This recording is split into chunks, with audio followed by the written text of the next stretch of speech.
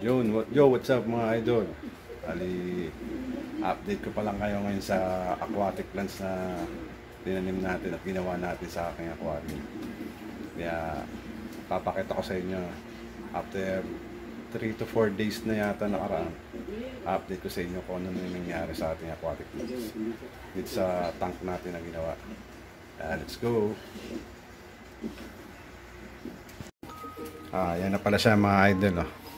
Bali, ito na yung lupa na nilagay natin na galing sa pot sa mga tanim nating halaman. And then ito yung pinatungan natin ng buhangin. Bali 1 kilo lang na ginamit natin dyan na sand. 1 kilo lang siya. Then nilagay natin ng halaman na dwarf sagittaria. Yan. Yan yung mga dwarf sagittaria natin. Ilang piraso rin yun? 1, 2, 3, 4, 5, 6, 7, 8, 9, 10, 11. 11 din sila. Nilagyan natin ng drift food na may design. Ginawa lang natin yan. Para ko pa paano meron tayong drift food. Then yung plants na yun, yung kabomba. Yan. Bali ilang stem lang yan. 1, 2, 3, 4, 5, 6, 7, 8, 9 stem. Nakabomba yan. Putol-putol lang natin yan. Tsaka yung Bacopa Monnieri. Yan. Ito nasa dulo. Ilang stem yan? 1, 2, 3, 4, 5, 6. 6 yan na Bacopa Monnieri yan. Kaya yan yung mga aquatic plants natin dyan sa tank natin na 1, 2, 3. Tatlong ano yan. Variety. Then nilagyan din natin ng mga design na tawag yan. Galing sa dagat yan eh. Mga shell. Yun, mga shell oh. Nilagyan natin ng mga shell. Yan pa. Tapos nilagyan rin natin ng snail. Apple snail yata. Hindi siya apple snail.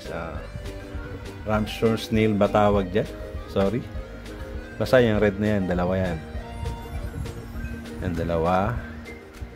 Tsaka nilagyan natin ng shrimp. May shrimp na rin dyan mga idol. Kung nakikita nyo yung palaki-langoy na yan. Yan. Yan. Palaki-langoy yan na isa lang yan. Bali 5 yan na shrimp. Ayun pa isa. Nasa drift food. Dalawa. Pakita ko sa inyo.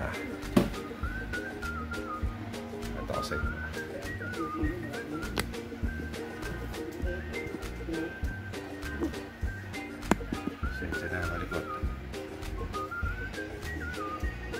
Sino yung shrimp? Yan, yung shrimp dyan sa may dripwood, gumagalaw siya. Dyan, dyan. Yan. Nakikita nyo yun dyan. Ayan, dyan. Ayan siya, pasilip-silip. Kasi isa, ando doon. Sulok.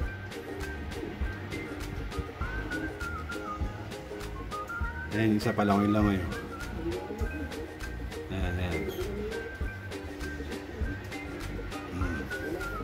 Hindi ko lang alam kung choco yung lahi ng shrimp na yan. Then, nilagyan din natin muna ng gapi. Ayan. Hindi ko alam kung anong strain niya. Tsaka, lagyan natin ng red wagtail na juby. Na platy. Ito isa, parang mole ito eh. Or platy rin. Nilagyan din natin muna pansamantala. Ayan sila. Medyo malinaw din mga idol, no?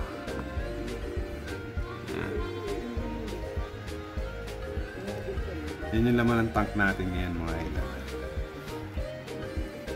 Diba? Pero may kulang pa eh. Yung tawag dyan aerator, oxygen. Hindi pa natin nakakabit yung ano natin. Ito, gagamitin natin na pang filter. False, parang false siya. And syempre meron tayong ilaw para sa mga halaman natin. Bukas kakabit natin yan. Kasi Inisip ko baka yung mga plants pag pinatakbo na natin yung filter na yan, baka biglang mag-angatan yung mga halaman. Wala pa siguro silang gaano mga ugat. Hintayin lang natin ng mga ilang days pa or weeks para kumapit sila sa lupa. Yan ay nahabol na nung molly yung ano, yung red wagtail na platy. Hindi ko lang alam kung pwede sila mag-breed. Pero yun pa na yung habol na dyan kay, ano eh, kay platy eh, no?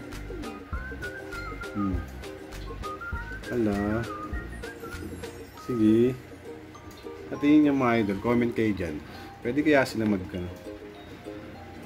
mag-breed yung dalawang yan. Ulit yun. Diba? Hindi pa alam kung anong maganda ilagay sa aquatic plant na yun eh. Aquatic tank natin na to. Comment lang kayo mga idol kung anong maganda ilagay dito sa aquatic tank natin na hindi masisira itong mga halaman. Siguro pwede na rin siguro silang dalawa pansamantala. Oh, diba?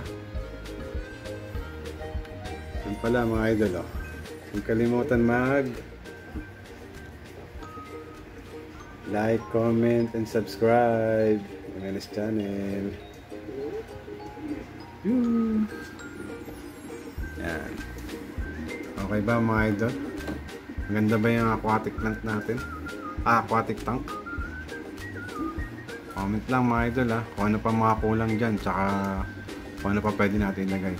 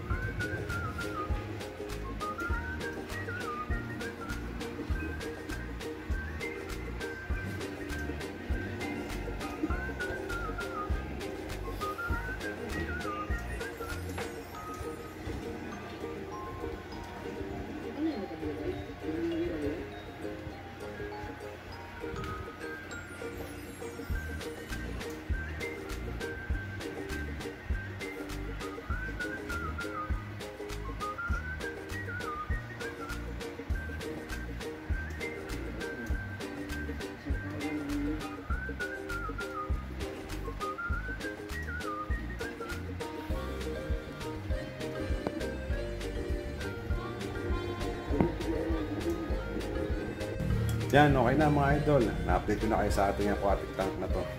Ngayon, comment na lang kayo mga idol kung ano yung pwede natin ilagay dito. Or ilagay na isda or ano pang kulang na pwede ilagay dito sa ating aquatic tank.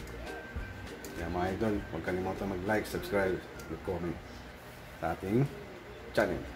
Yan, maraming salamat mga idol. Update ko kayo sa susunod natin aquatic tank. Maraming salamat sa panonood. Bye-bye!